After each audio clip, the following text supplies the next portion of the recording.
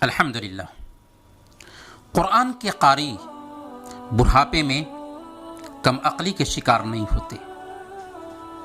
مصنف ابن ابی شیبہ کی روایت ہے، عبد الملک بن عمیر رحمہ اللہ کہتے ہیں کہ کہا جاتا تھا ان ابقى الناس عقولا قرأت القرآن، سب سے زیادہ عقل ان لوگوں کی باقی رہتی ہے جو قرآن کے قاری ہوتے ہیں، کثرت سے قرآن کی تلاوت کرنے والے ہوتے ہیں۔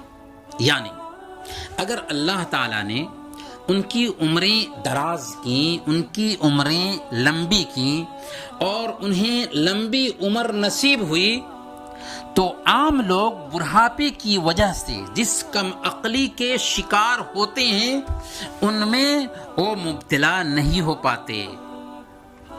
اسی قبیل کی بات امام ابن ابی دنیا نے اپنی کتاب العمر والشیب میں امام شعبی رحمہ اللہ سے نقل کی ہے۔ امام شعبی رحمہ اللہ فرماتے ہیں من قرأ القرآن لم یخرف،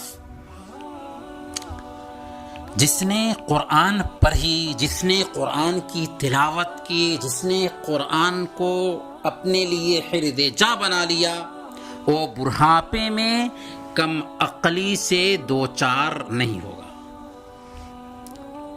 محترم ناظرین، قرآن اللہ کا کلام ہے، یہ کتاب ہدایت ہے، اس میں انسانوں کے لیے شفا بھی ہے، اس کی ایک حرف پر 10 نیکیاں ملتی ہیں۔ یہ کتاب کل قیامت کے دن اپنے پڑھنے والوں کے لیے سفارش کرنے والی ہے۔ یہ کتاب بالکل سیدھی راہ کی طرف رہنمائی کرتی ہے۔ اس کتاب نے بکریوں کے چرواہوں کو دنیا کا تاجدار بنا دیا۔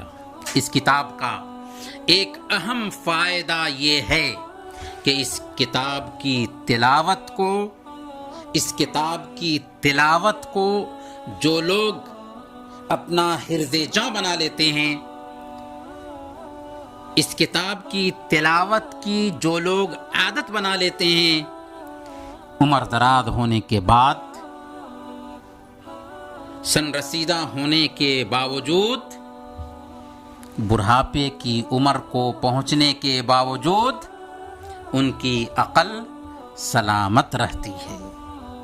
اس لیے قابل مبارکباد ہیں وہ لوگ جن کو اللہ پاک نے قرآن کریم کی تلاوت کی توفیق دی ہے۔